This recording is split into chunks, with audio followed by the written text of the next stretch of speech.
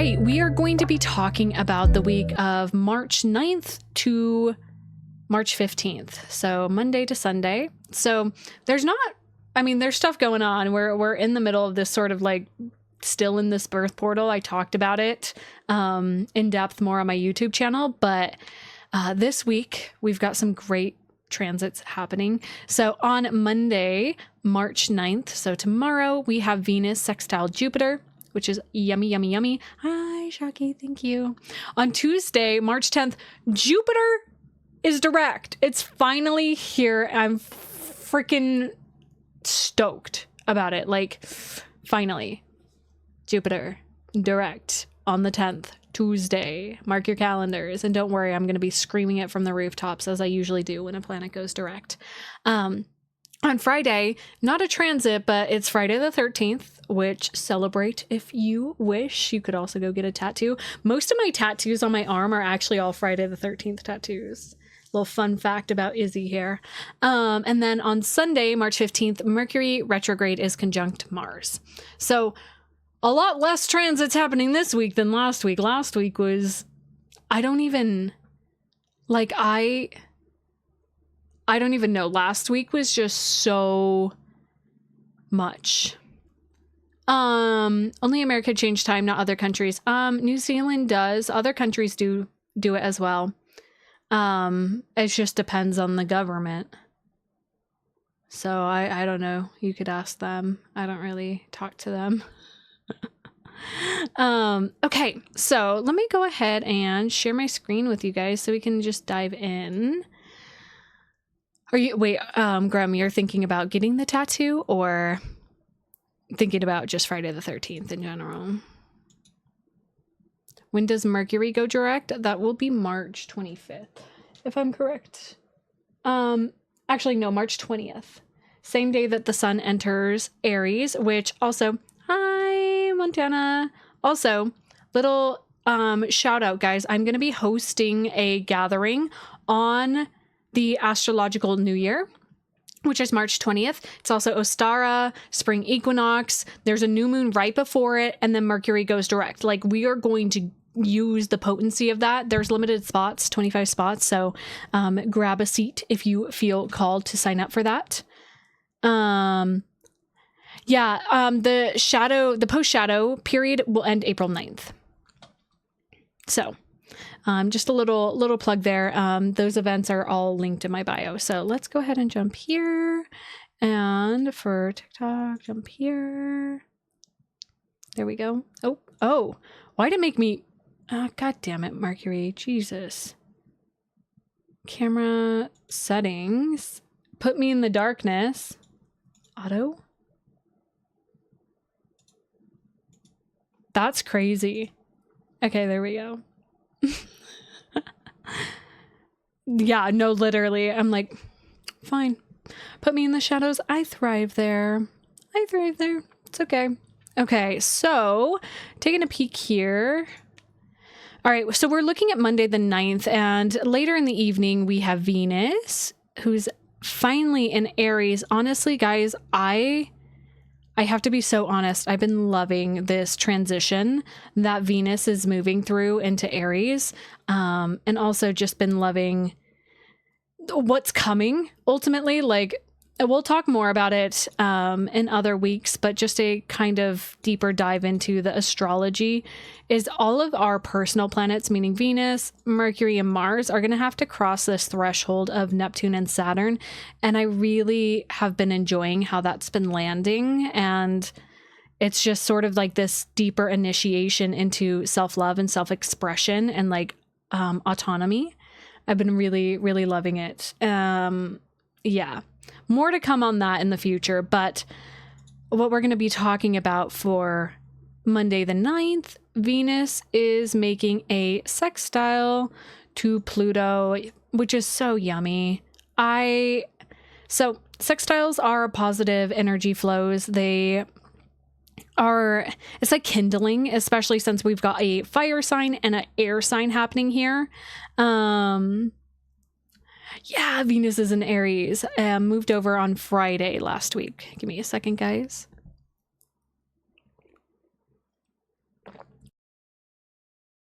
I thought I muted myself, so I guess you guys got drinking ASMR. You're welcome. Picks up all my mouth sounds. So when we look at sextiles, it's kind of like this flirty, sparking energy, right? I know, sorry guys. ASMR. What can I say? It's a good bike. Venus having moved into Aries last week really, and Venus went through this sort of initiation period and moving past Neptune and Saturn. And now she's like, it's like a whole new experience. The movie Devil Wears Prada is coming to mind. You know how like, what's Anne Hathaway's character's name? I can't remember in the movie, but like kind of coming into her own and then like reclaiming her power after like moving through all this stuff. It's really feeling like I'm gonna do what I want. It's like now it's my life. Don't you forget.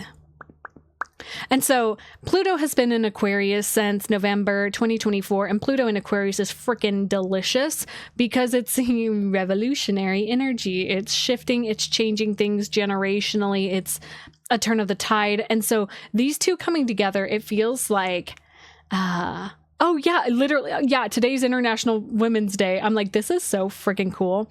Andrea, yeah. Hell yeah, Lauren with the memory there. I love it. Every time I start talking about astrology and channeling, I have to like, I get so warm in my body. I don't know if anybody else relates to that energy. Thanks for the follow, Lauren. So this feels, so let me dive a little bit deeper because I like to break things down for you guys so you can start learning vicariously through what I am sharing here and start building your own interpretation of these archetypes. I'm a teacher at heart at the end of the day. And so, Pluto in Aquarius is really having us change our mental thought process. And this sextile is like a little like, cerebral, interesting. It feels like a wire that's connecting to Venus and Aries. It feels like this sort of, I'm seeing like an Ethernet cable. I'm a nerd, guys. I'm seeing like being plugged in and being connected to this sort of higher mind wisdom.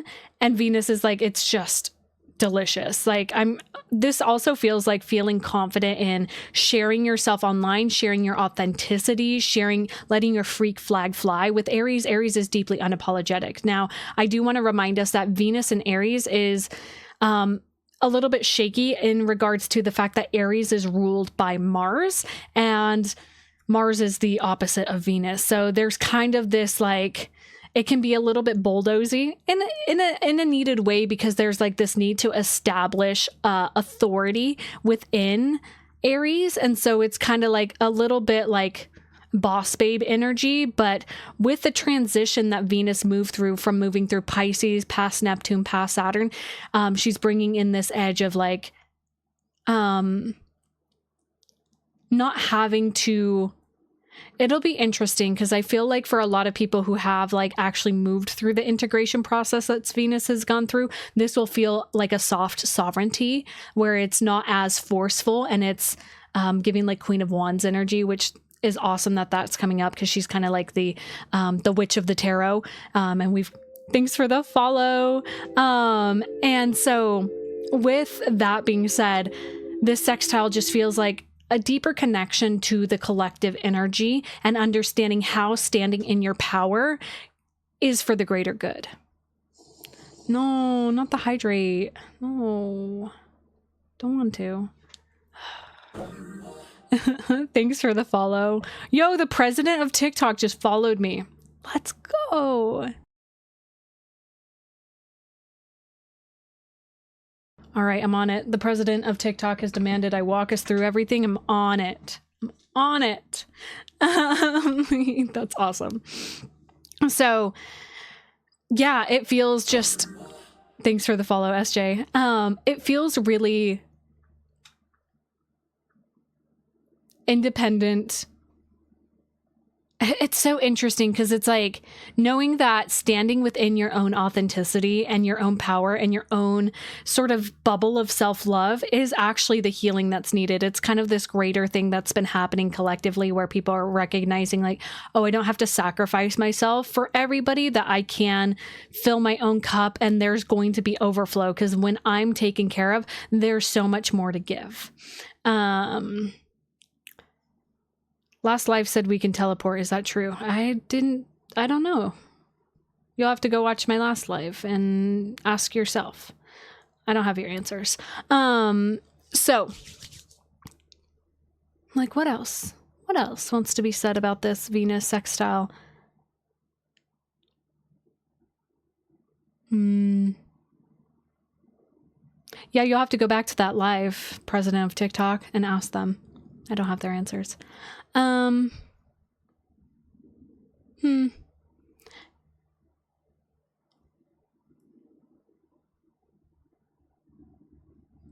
so focused on this. I'm like, what else? Yay, Jen. I'm so glad you're here too. We're just talking about Venus sextile Pluto. That's happening on March 9th. So tomorrow. I'm just seeing like proud independence and not feeling isolated in that, and instead like allowing it to bridge connections and allowing things to come from the heart and like an authentic expression of love. Like when you're loving yourself, you're loving everybody. It really feels good. I'm like, yeah, I feel like I've said everything that needs to be said about this transit. So let's go ahead and jump forward to the 10th, which, guys, I'm so friggin' excited. It's later in the day. Let's switch this to hours. We're going to be keeping our eye on Jupiter here, which is that little 4 symbol. It's going to be later in the day. And just a reminder, I'm Pacific Standard Time.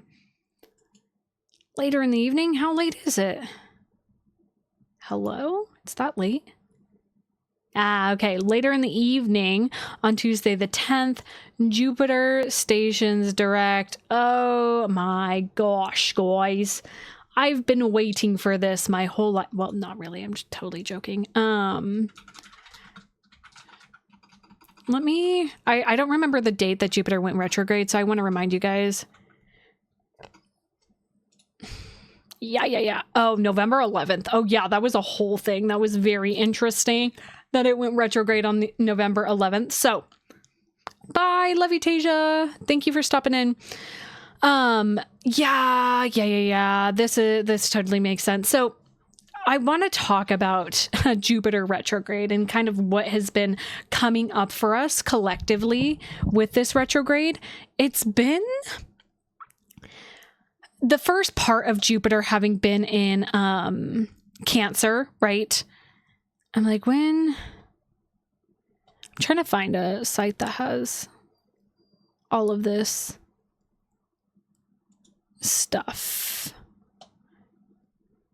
The dates and everything. Yeah, so it was 25 degrees of Cancer all the way back to 15 degrees. So retrograding back 10 degrees. Okay.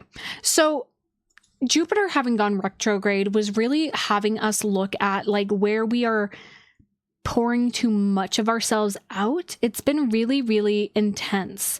Yeah, I just saw your message, Ruby. Because it's been really having us question, like, who are we pouring into? What are we pouring into? And of course, it is deeply personal based off of your rising sign. So knowing which house this was happening within your natal chart. I'm reading Montana's message here. I literally had to review my whole ass emotional past and reevaluate everything that makes me feel safe. And it was actually such an insane retro transit. Yeah, absolutely. I just got chills reading that because it really has been having us look at like inner expansion instead of outsourcing or looking outside of yourself, or really looking at these sort of narratives that it's like a new container for our emotions, a new container for self-fulfillment, instead of, because it's easy to pour into other people. I feel it's more the natural inclination. You know, that's the deeper part of human nature, is like we actually at our deepest core want to be helpful, and want to like be kind to people. And of course, all the like, just think about little kids, right? Before, we've all been programmed to be a certain way. A little kid needs help. Another little kid's going to go over and say like, what's wrong? You're crying. What's wrong? How can I? Here's a stick. Cool. Now we're best friends. Thank you, Carla. I'm feeling the crown. And Jupiter, when it was direct, was really having us expand into these like newer, like loving ideals and really pulling in excitement and new things. But then the retrograde was like, oh, was that just like a shiny thing? Was that authentic? And then it kind of had us go even deeper in of like, what is fulfilling? What actually meets my emotional needs? What actually touches into, and the thing about Cancer is it is sort of that familial maternal energy.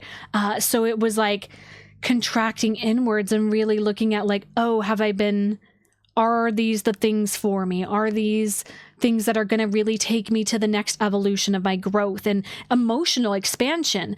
At the end of the day, it's emotional expansion. And so just think what's coming to mind also is like, man, a lot of energetic stuff has been coming to mind, like the thought of expanding, like when water particles are heated up, expansion, they turn into steam and they expand out. And then when,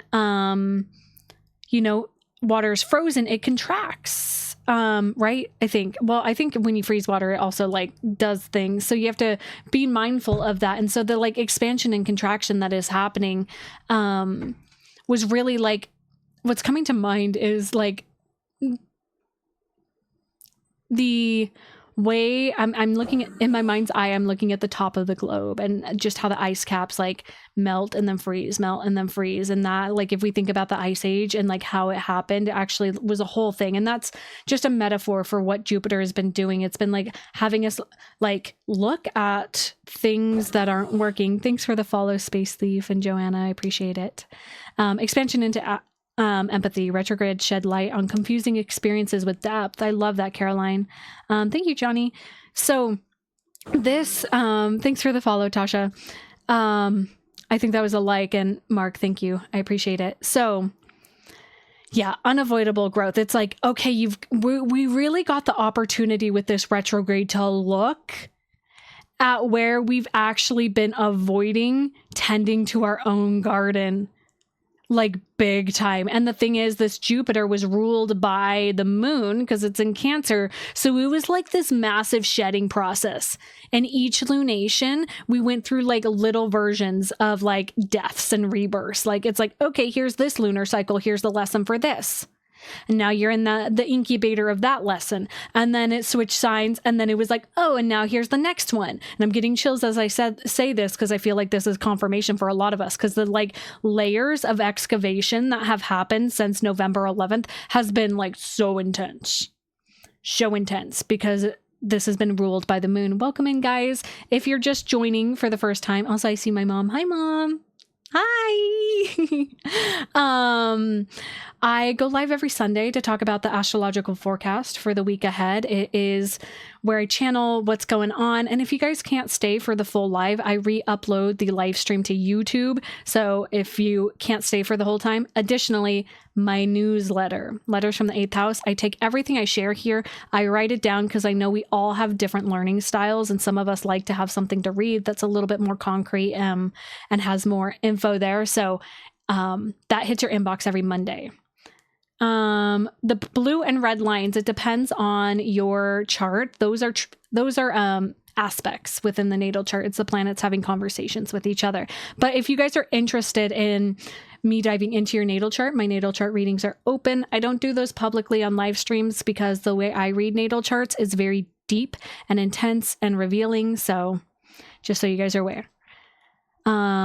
Felt, yes. The connection I feel with these lunar cycles is amazing. Yeah, it's almost like a rewiring to the cyclical nature of the woman, of the moon, of the feminine has been coming in so strong. So we've been going through that, and then Jupiter going direct now, right?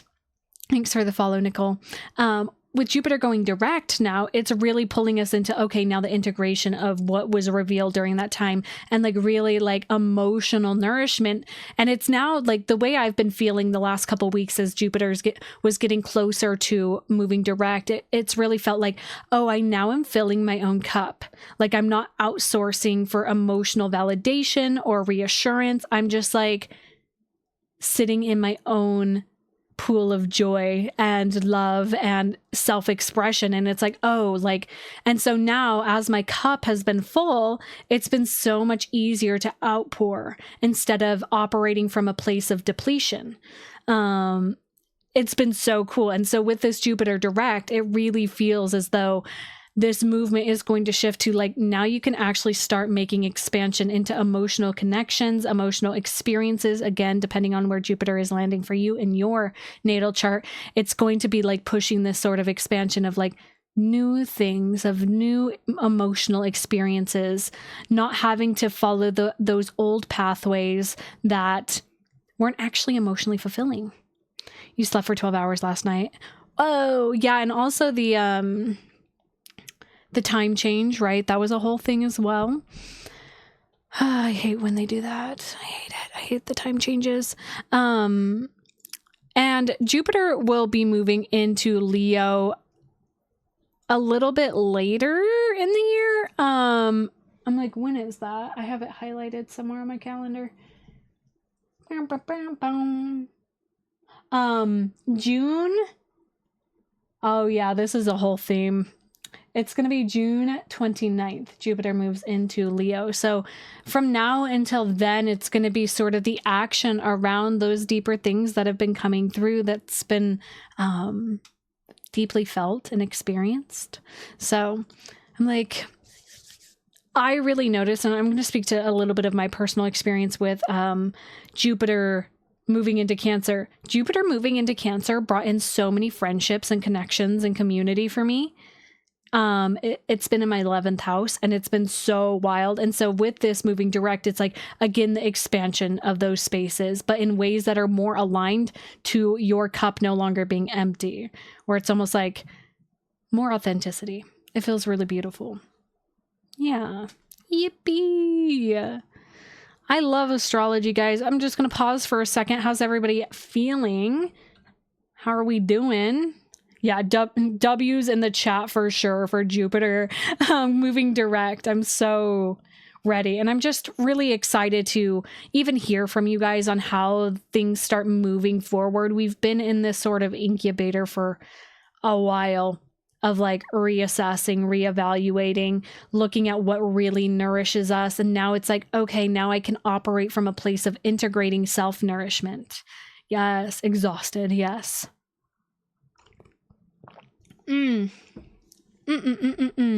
How to integrate both loving yourself and having emotional boundaries with yourself and others. It's showing up in resiliency and it's courageous. Yes, Caroline, I love that. Honestly, just so good. I feel tired, but a good tired, like after a workout. Yeah, that's, you know, I've been explaining like Jupiter retrograde, you know, when you like have like a cathartic cry, when you've just been sobbing and you're just like, wow, I needed that release so bad, like the somatic aspect of like having a big cry. And then afterwards you're just like, oh, I am tired, but I feel clean and refreshed and reborn. That's like, yeah, yours is in your 12th house. And after a few, only recently it felt better. Oh, good. I'm glad, Lauren.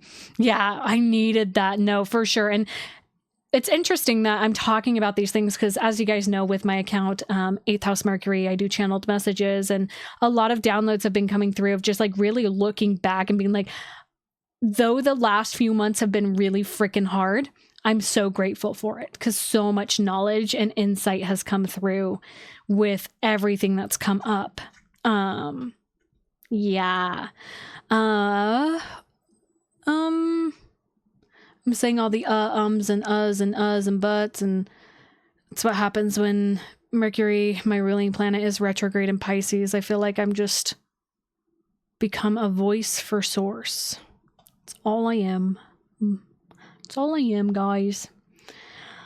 Okay, let's go ahead and jump to Sunday because the last transit that we are having is on Sunday, the 15th, which is going to be Mars and Mercury are conjunct.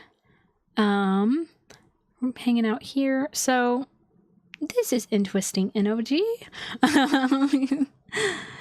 Deep integration, exhaustion, and indeed, I thought the processes were turning more joyful. even though the processes are turning more joyful and creative. Yeah. It's been like a recognizing for me, at least, of, oh, I could just like find joy in this experience. We can just have it be good. And then not in a bypassy way, but just in like, it doesn't do me a service to just be so anxious about things that are out of my control. Like I literally can't do anything. You're beautiful and integrated just like us. I feel exhausted for everybody holding grace. Yeah. Ooh. Okay. So on Sunday, Mercury retrograde meets Mars in Pisces.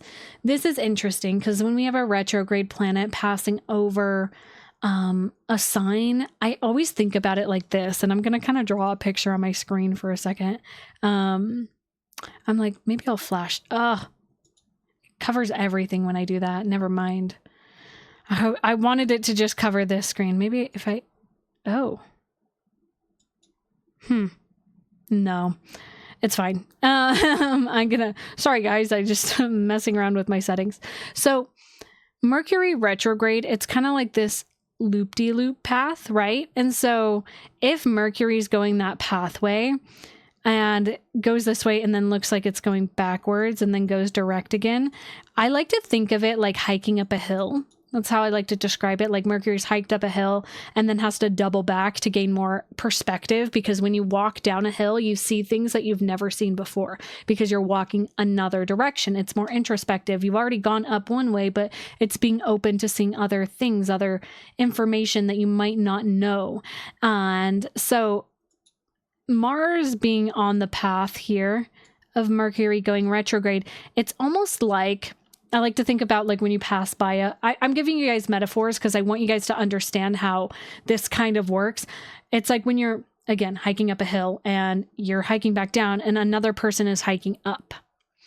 And so the other person hiking up the hill is Mars, and Mars is seeing Mercury walking down and is like, hey, can you tell me what's going on? Can we share insight? It's kind of like this sort of meeting of two different perspectives is what's happening. And so since Mercury has the perspective of walking up and now moving down, Mercury has a little bit more insight to share with Mars because Mars just moved into Pisces as of last Monday.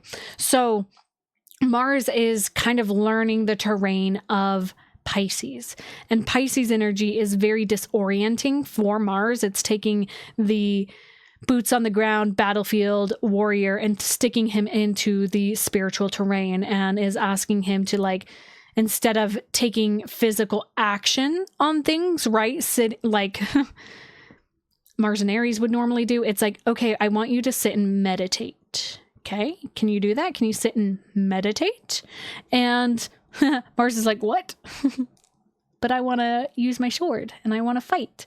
And so, but it is important for us to still the mind, to find the masculine perspective of spirituality, which is dedication and devotion and discipline to your spiritual practices. This is action in the spiritual realm, which is sitting your ass on your yoga mat or meditation cushions and meditating, doing your qigong, doing your practices, working out as a devotion to spirit, because you know that your vessel is a part of that too.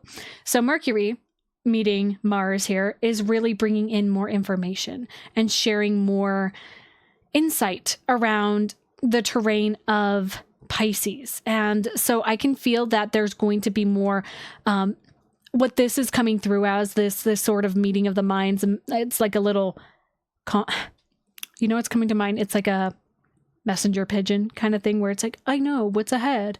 I know the terrain. Let me give you some insight. And Mercury is just prepping Mars with what's to come around the later degrees of Pisces, which is spiritual insight. It's bringing wisdom to the body, that intuition is settling into the body in the form of instinct. And so it's this knowledge, body-based spiritual knowledge that is sinking in, that's settling in. I'm almost seeing like when you shake up like one of those like what are they called? They're visual stimulant tools where you shake up the like I'm thinking of a snow globe is the best way, but there's other kind of objects. So like shaking it up and just watching it settle. That's what Mars is being asked to do, is like watching the energy settle, observing, and like using the discipline to observe the patterns, observe the like how it feels in your body. It's a lot. This feels like body-based intuition that's coming in, which is a little bit different than instinct. It's like downloads coming in from the crown and moving through. I feel like a lot of clarity is going to come in on like how to take action on your spiritual path, on how to move forward with your desires that relate to the Piscean realm, which is all about your emotions. Yeah. Or like a crystal ball. Yeah. I like that. So yeah, this feels really, really cool. And Mercury's about to meet with the North Node. So again, tapping back into that deeper desire. Mars had just passed over the North Node and is passing over the North Node this week. Actually, I can't believe I didn't bring that into the conversation. So rewind about a day or two, or even just this week, Mars will meet with the North Node. I'll find the exact date for my newsletter, but Mars meeting with the North Node is really bringing in the spiritual action into our soul's destiny right now. And our soul's destiny right now, you guys, is letting go and letting God, which has been a whole thing I've talked about in my YouTube videos about the eclipses that we just went through, wrapping up these lessons of the nodal axis between the North Node and Pisces, South Node and Virgo, letting go of perfectionism, and Mars being here. It really is inviting in stillness. There's actually... Guys, okay, I'm gonna grab a book. Hold on, you.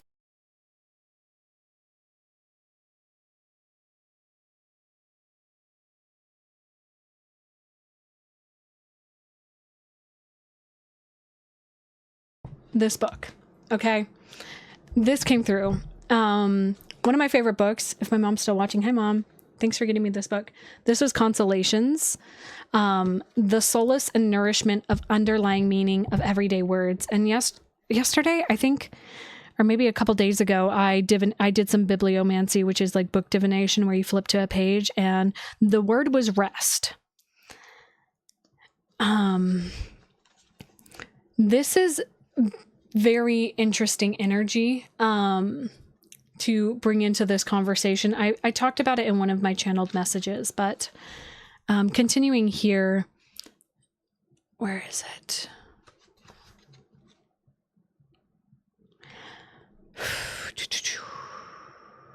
Okay, I think I'm gonna read this whole thing. So buckle up, get your yummy tea or whatever you're sipping on, and listen. So this is the underlying meaning of the word rest. And I feel like this really relates to Mars and Pisces, and also the meeting of Mercury retrograde here. Rest is the conversation between what we love to do and how we love to be. Rest is the essence of giving and receiving, an act of remembering imaginatively and intellectually, but also I can't say oh, guys, bless. Physiologically and physically. Sorry, guys. I can't. My brain's just not doing that word right now. Anyways, to rest is to give up on the already exhausted will as the prime motivator and endeavor, with its endless outward need to reward itself through the established goals. To rest is to give up on worrying and fretting, and the sense that there is something wrong with the world unless we are there to put it right.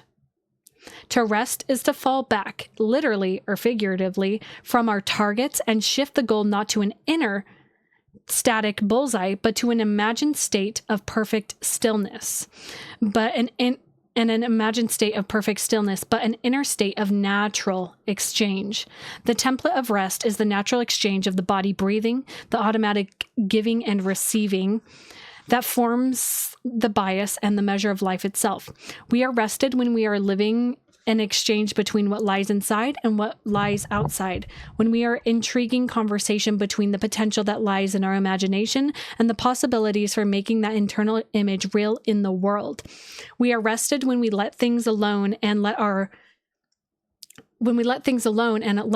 alone do what we do best, breathe as the body intended us to breathe, to walk as we were meant to walk, to live with the rhythm of a house, a home, giving and taking through cooking, cleaning. When we give and take in an easy, foundational way, we are closest to the authentic self, and the closest to that authentic self when we are most rested.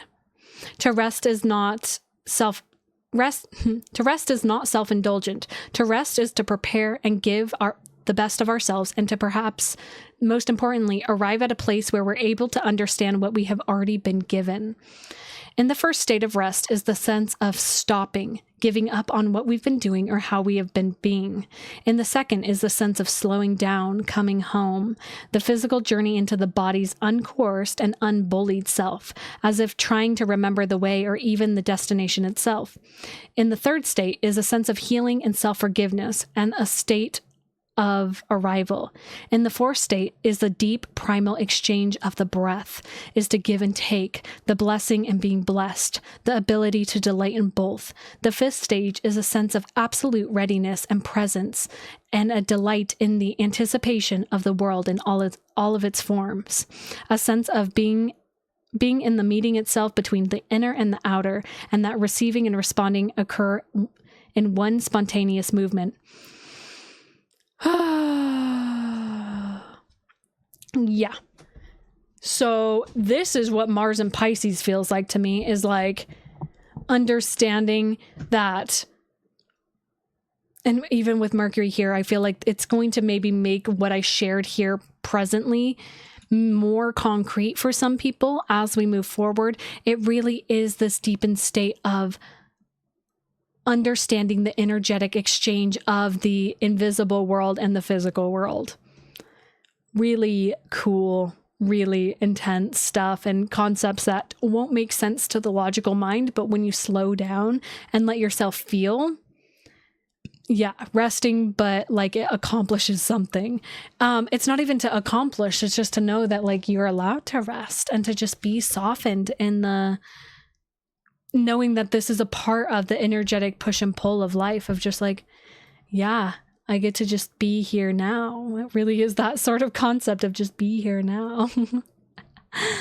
It's one that I'm finally feeling like I'm settling into, which it's such a weird state because we live in a society that really promotes hustle culture and really promotes this sort of idea that like we have to make things work, that we have to do it. And I have a cool example. I'm not going to give too much details, but something happened for myself and my family this last week that had so much ease to it that it was like, why had we been fighting another battle for a specific reason? And it was like when there was just a pathway, when we like softened into other possibility, it just opened up, which was really awesome. Like anything else about Mars and Mercury, it's going to be like it might not make sense until Mercury moves direct, but it's more of this like subconscious process that shifts based in your blueprinting, in your mind space, in your spiritual realm, because this is Pisces we're talking about, guys, and it's really hard to like create concrete neuro words. It's hard to settle into that. I love Mars and Pisces. Music has been so much more felt. Yes, I've been enjoying it too. It's like the body, I've been working out a lot more, but it's not in a like, I need to do this many reps, I need to do this, and it has to be at this time. I've just been moving my body when I'm like, oh, this sounds fun and this feels right. I'm going to go do this thing. And it's been way more rewarding. So, I want to see when Mars is going to be meeting with the South Node. Okay. So on the 12th, actually, I'll probably write this into my newsletter as well. On the 12th, Mars will meet with the North Node, which is going to give a deeper sense of action and clarity towards like letting go and letting God. It's not even like that you need to take action. It's just that settling into like, this is something you've already been feeling, but a doorway, it's like a doorway's opening. It's like, oh, this is something I can finally step through. It's time for me to step through into, I heard like, it's like a rite of passage. It's sort of this doorway. And it's really interesting, even just like visually looking at the North Node here, where it looks like this sort of archway that you would move through, right? It feels like Mars is passing through this sort of deeper understanding of the karmic direction that is happening now, this sort of evolution into not having to force things, but the opportunity to move through this gateway and this moment to find a new relationship with your inner masculine. And it's sort of been something that I've been noticing within my own life and my own experiences, like this deeper connection with my inner masculine in a way that's like not at all what I was taught. I'm like, oh, wait, you look so much different than what I was told you were supposed to look like. I'm like, oh, this is like the consistency and that it looks unique for me because I'm a different person and I'm not each and every one of you guys. My relationship to these parts of myself is different than yours. But yeah, I love that word. Yes, exactly, Jen. It's a threshold that we're getting the opportunity to move through. And again, Mars is about action. And so I feel like this is more action. Thanks for the follow, Diego. This is more action towards being more in alignment with your spiritual discipline. And it's like the steps that you've taken are making sense. Oh, guys, this is so funny. With the time change, it's like, oh, hi, Colleen. So yeah, that's what's going down this week, you guys. I'm loving it. Mercury's moving quick too. This Mercury retrograde, just to take a pause in a moment, not until Mercury's out of like his post-shadow period, which will be April 9th, and then all these planets moving into Aries. So again, just understand that this time that we're in right now is still a sort of, the way I've been describing it to people is each, like I did at the start of this live stream, is like each personal planet, which would be Mercury, Mars, and Venus, are having to move past this threshold of Pisces into Aries. And this threshold is meeting with Neptune and meeting with Saturn. So they all have to go through this initiation process. And when we break down the archetypes of each personal planet, Venus at her deepest core is how we give and receive love. It's that receptive energy. Mars is our drive, our will, our inner masculine has to go through this too. And then Mercury is our communication. So they're all kind of going to get this sort of rite of passage that's going to happen throughout the next month. So just know that what's coming up right now is take note of your dreams, journal things down, understand that some of these things that are moving through during this time are new. It's new programming for how to operate in your day-to-day life. Like it really is. If you're really paying attention to how these transits are moving, it's so much permission to be with yourself and to be in this new version of your identity. Montana said it's been a beautiful month, way better than, 1000%. Okay, so little recap. On Monday, March 9th, Venus is going to be sextile Pluto. On Tuesday, March 10th, Jupiter stations direct. On the 12th, which is what day of the week? On Thursday, the 12th, Mars will meet with the North Node. And then on Sunday, March 15th, Mercury retrograde will be conjunct Mars. Okay.